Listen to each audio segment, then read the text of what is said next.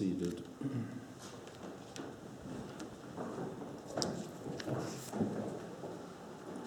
Today is the fourth Sunday after Pentecost.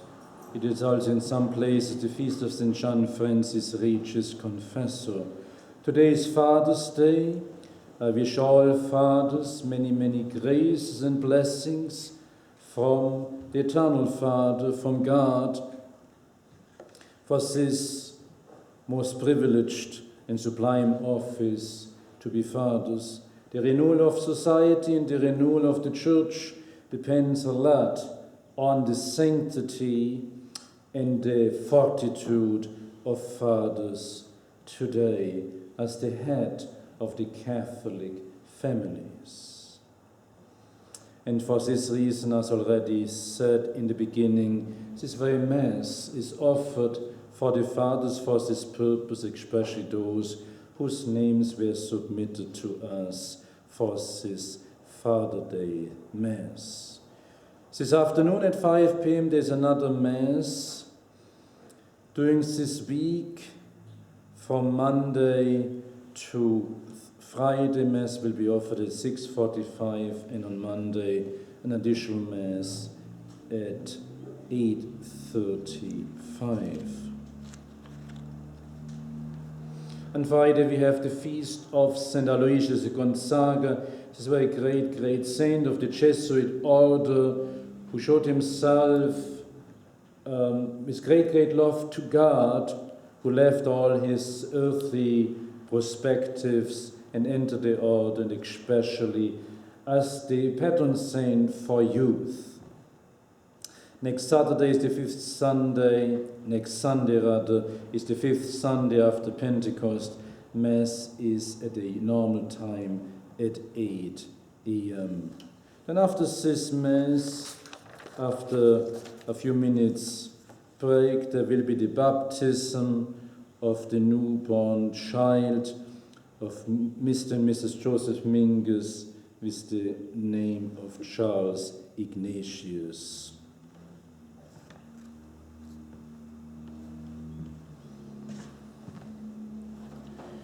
Today's epistle is taken from the epistle of St. Paul to the Romans. Brethren, I reckon that the sufferings of the present time are not worthy to be compared with the glory to come that will be revealed in us.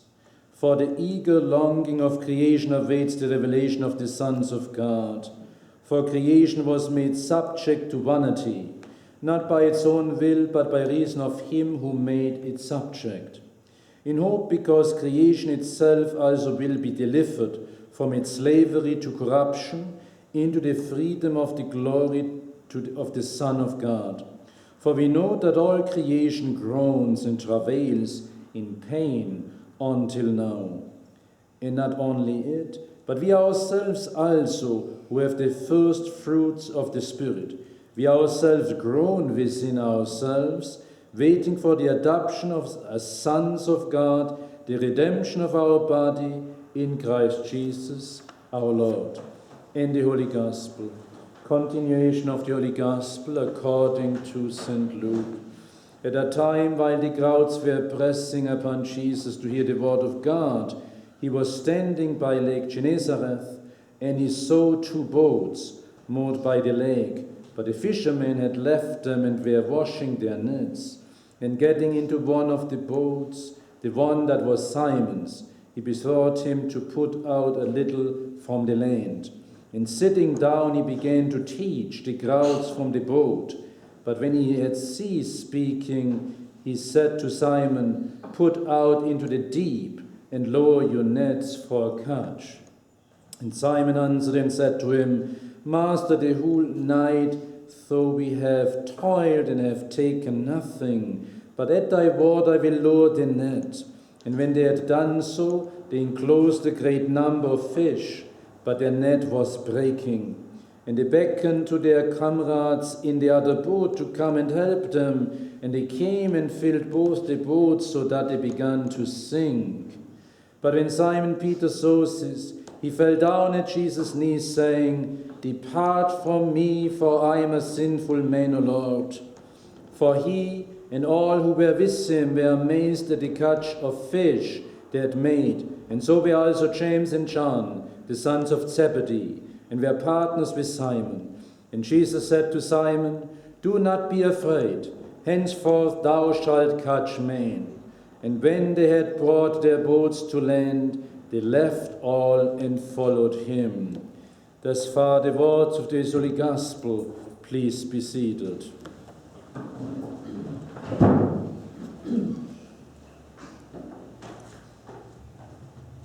But when Simon Peter saw this, he fell down at Jesus' knees, saying, "Depart from me, for I am a sinful man, O Lord."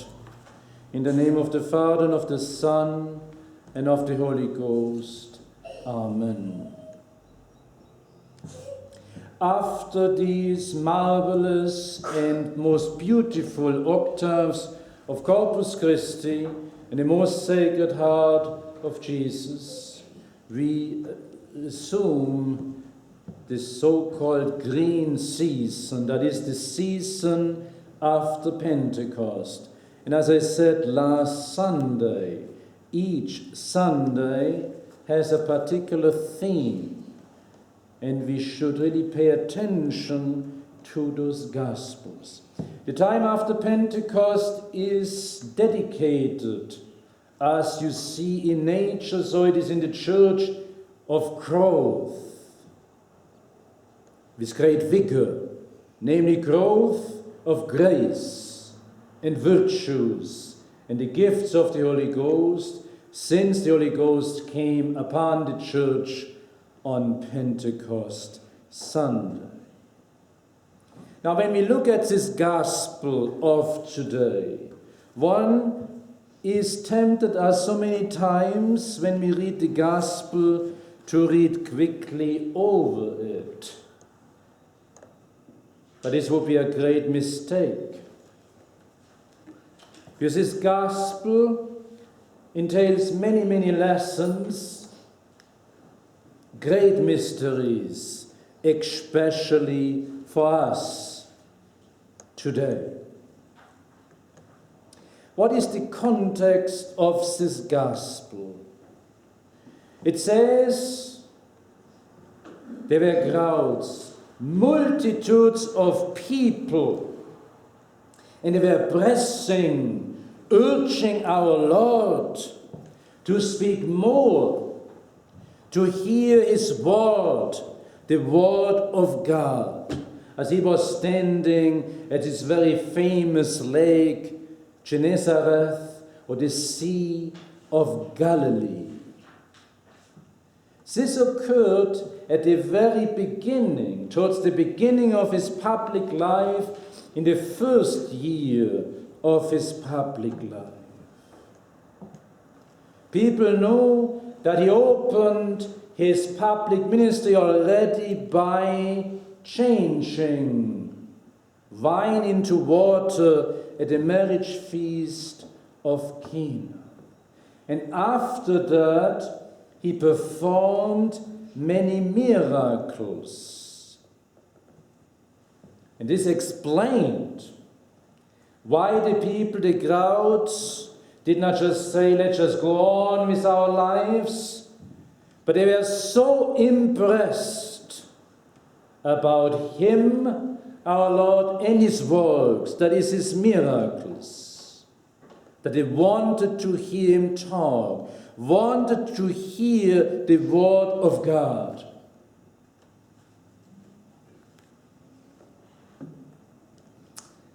And so he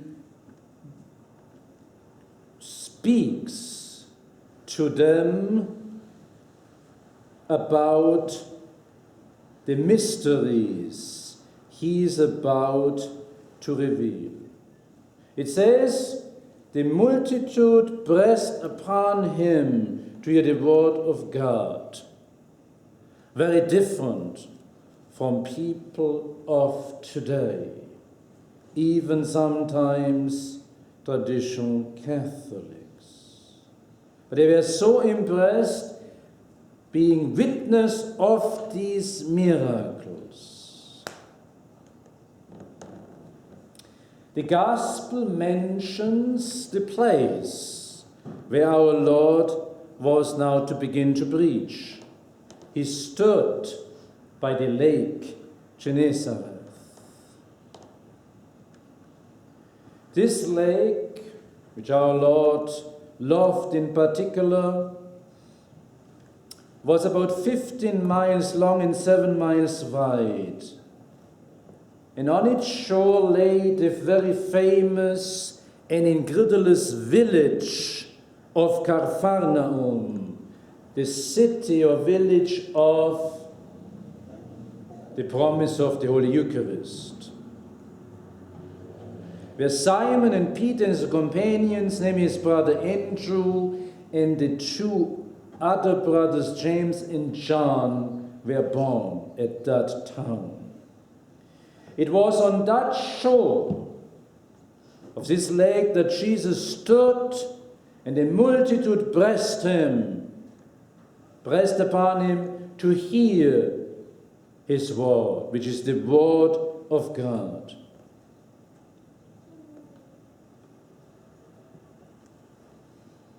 And so now, our blessed Lord saw two boats by the lake at the shore. And the fishermen left them and were washing their nets. They were fishing the whole night, as we see later in the text, and they were not very successful. And so it was ready in the morning, and of course the fishermen will know that in the morning, later on in the morning, it will not be very successful to catch any fish. So they stopped their work, left their boats, and went to the shore to clean their net for the next day of catching fish. But now St. Luke indicates that one of those ships, one of those boats, was in possession, was the one of Simon's. Simon, the future St. Peter, the first Pope.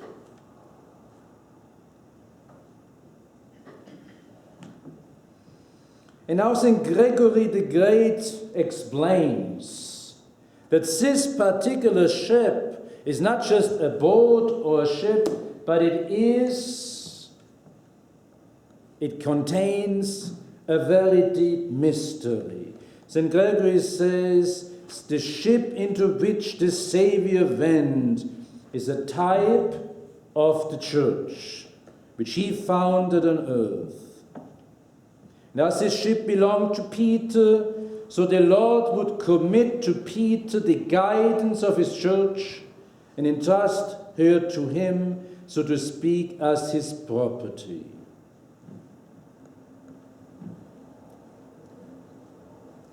And so our blessed Lord enters his ship with St. Peter on it, but empty, no fish in the boat. And now sitting in this boat, before he said to St. Peter to go a little further into the sea, so that the people could actually see him better, which were standing at the shore. And now he began to teach the people about the mysteries of God. And when he had concluded his speech, his doctrine, he would address St. Peter. He said to Simon, it says, "Put out into the deep water, and now lower your nets for a catch." And of course, Simon, being a very experienced fisherman, said, "This doesn't make any sense. Because any fisherman would tell you that later on in the morning or during the day, you will not catch any fish. And so Peter first naturally follows his reason, one could say, his professional expertise. Master, which means Lord, the whole night I have worked. The whole night we have labored here on this boat and have caught nothing, absolutely nothing, not even one fish. But St. Peter continues. And there shows it's a manifestation of the greatness of St. Peter, the first Pope. He believes in our Lord as the Son of God. So he says, but at thy word, at thy very word, because you tell me, even though humanly speaking, naturally speaking, makes absolutely no sense. It will just fail. But at thy word, I will lower the net, Simon says. And so they lowered the net into the sea, and the sea, how these nets are filled suddenly with a great number of fish, to that extent that the nets are breaking, we're about to break.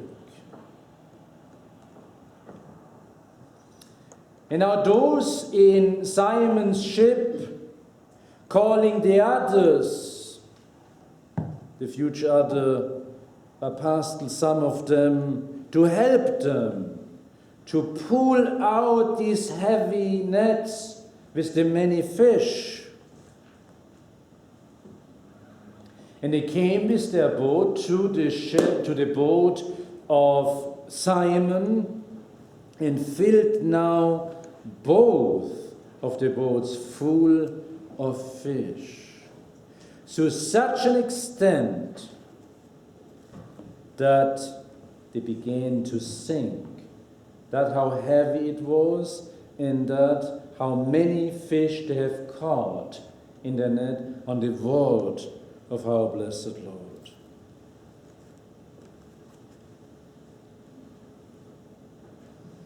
And now Peter realizes, as he did so many times, what is occurring here. It's another miracle. And our Lord does that very often, to show true credibility of what he's saying. He confirms his doctrine with miracles. And Simon Peter recognized at this moment there is more here than just a man. That's why in the boat filled with those fish, the boat which is about to sink, he seems not even to care that the ship is almost sinking. He falls down on his knees, adoring our Lord. And he realizes his own sinfulness, his unworthiness of this privilege, of this miracle. He realizes the greatness, we could say, of this Master, of this Lord. Depart from me, from a sinful man, O Lord. He's saying, I'm not worthy.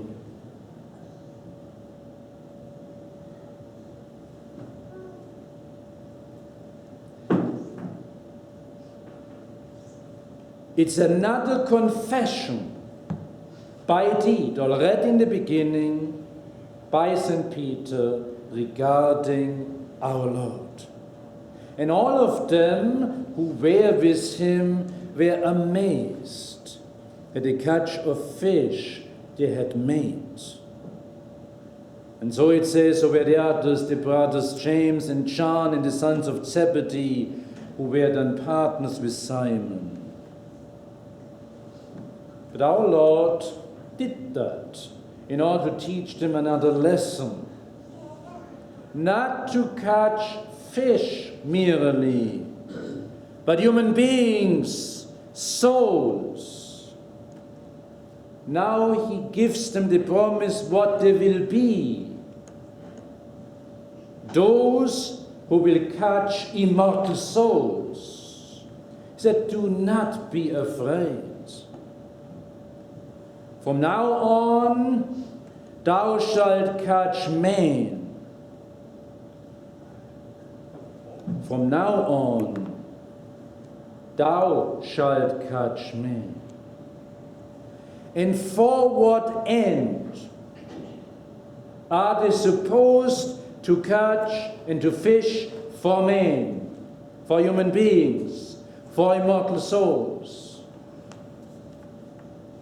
Just to make them feel better, or is there much more to it? To catch men in order to save their immortal souls, to apply the fruits of the redemption after they have instructed them with the sacred doctrine of Christ. And so in the beginning we said this boat of Peter is a sign and a symbol of the Church of Christ, which he will found upon earth. And this boat is the boat of Peter, the first pope.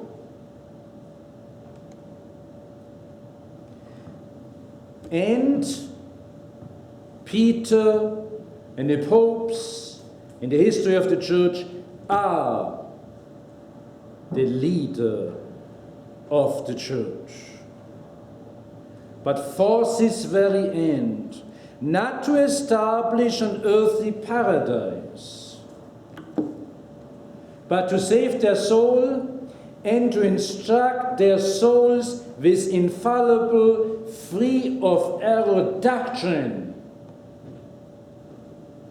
And that is why our Lord will appoint St. Peter as the first pope. The visible head of the church, as our Lord is the invisible head of the church, and endowed with infallibility next to his primacy over all the other apostles. That means the first place.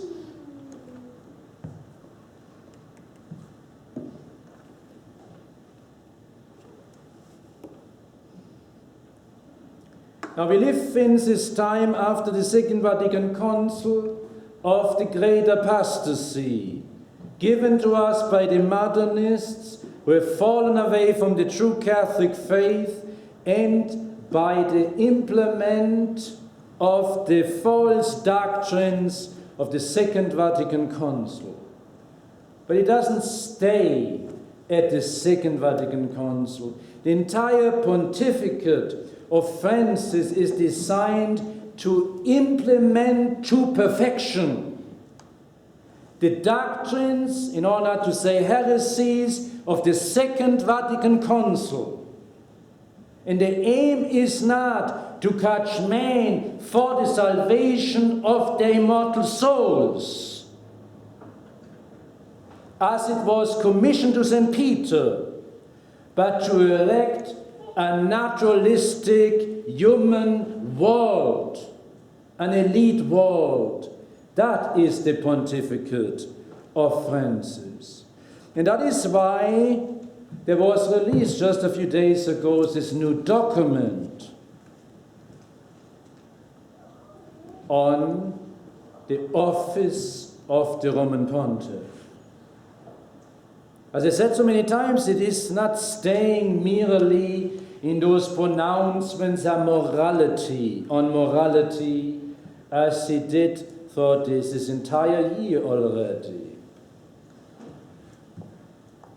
The blessing of the same-sex couples, as they call it, or as he just said a few weeks, that he wants all of them into the church. That concerns moral teaching, but it's also concerned changing the very doctrine on the papacy. And this was released overall on June 13th, the anniversary of the second apparition of Our Lady of Fatima. And in this document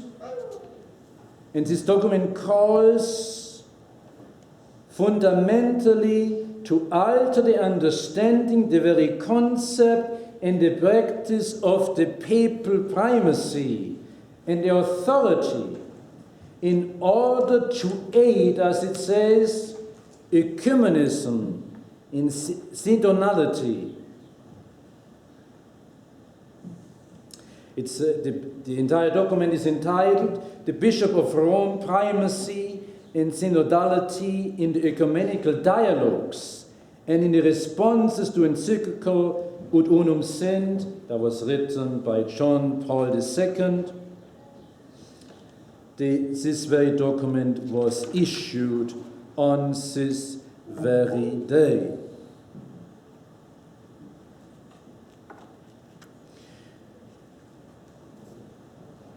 And the document follows the document of John Paul II, Ut Unum Sint, that they may be one, in which already said 25 years ago that the papacy has to be changed in order that ecumenism actually could take place effectively. And so this document, the first change in this document is that they deviate from the infallible document of Vatican I, the Vatican Council, Pastor Aeternus. Because the document which was issued suggests practical suggestions, it calls for a reinterpretation of the teaching on the papacy of Vatican I. Vatican I says, we teach and declare that according to the gospel evidence, a primacy of jurisdiction over the whole Church of God was immediately and directly promised to blessed Apostle Peter and conferred on him by Christ the Lord.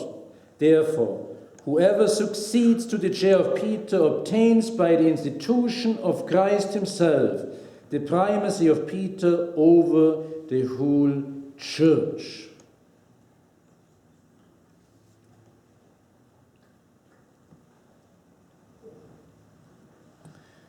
This is the first change. And you might remember that's why Francis pushes this idea merely that he is the Bishop of Rome, which is the secondary change on the papacy already happening. That is, that he has to focus on the Diocese of Rome, not universal church, because only by this what these different people in the conciliar church, the people who are engaging in these discussions, this synodal discussion in the synod and so forth, want exactly that other people have also power in the church, not just the Pope. The document issues a request for a clearer distinction between the different responsibilities of the Bishop of Rome, it says. This cause includes the desire for how other Western churches might relate to the Bishop of Rome as primate while having a certain autonomy themselves. In continuing, will the Pope please consider himself just the bishop of an important diocese and allow other primates to enjoy some equitable power like he does? The third point of this document is that ecumenism demands more synodality, including for the papacy.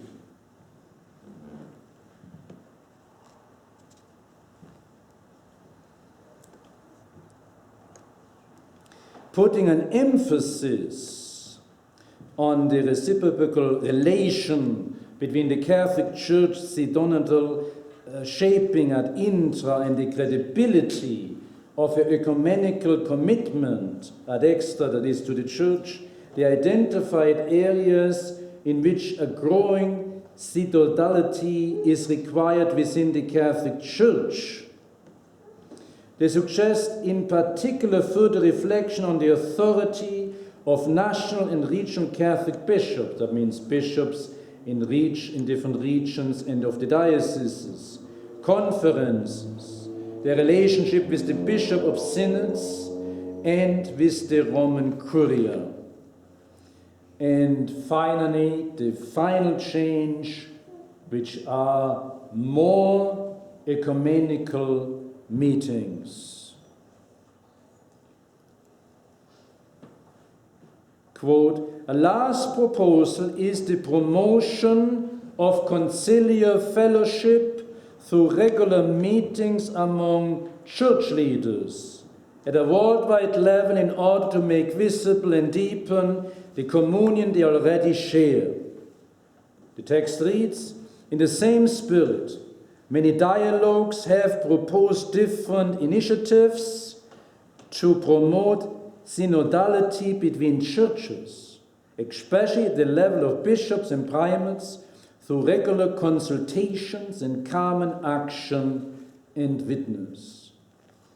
To make it short, as a conclusion, this is just a consequence of the degree at Vatican II of collegiality, that the bishops together with the Pope are on the same level with him, really destroying already, at least in root, his authority and jurisdiction.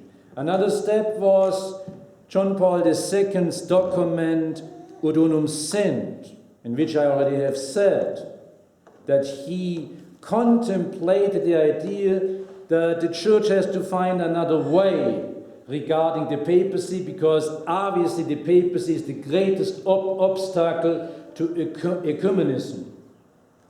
And thirdly, this new document, which will change radically the understanding and the concept of the papacy. The papacy of Vatican II and the papacy of Francis is a substantial different one than the Catholic one. In the Catholic understanding, he is no pope at all.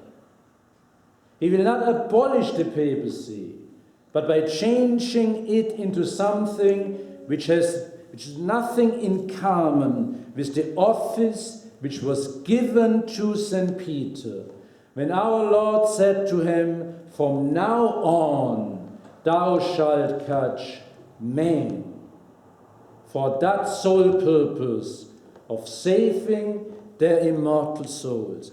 Francis is not interested whatsoever in saving immortal souls. The only interest he has, along with the elite of this world, of the different governments, is to establish a world of peace and natural understanding. He has no he has no drive whatsoever for the salvation of an immortal souls. And therefore takes this very gospel to heart today. It's a marvelous gospel in which St. Peter recognized our Lord. That's why he's falling down on his knees, telling our Lord, depart from me. I'm not worthy. But our Lord promises to him and says, gives him the commission not to catch fish, but to catch men, immortal soul, to be participant of the eternal bliss in heaven. God bless you. In the name of the Father, and of the Son, and of the Holy Ghost. Amen.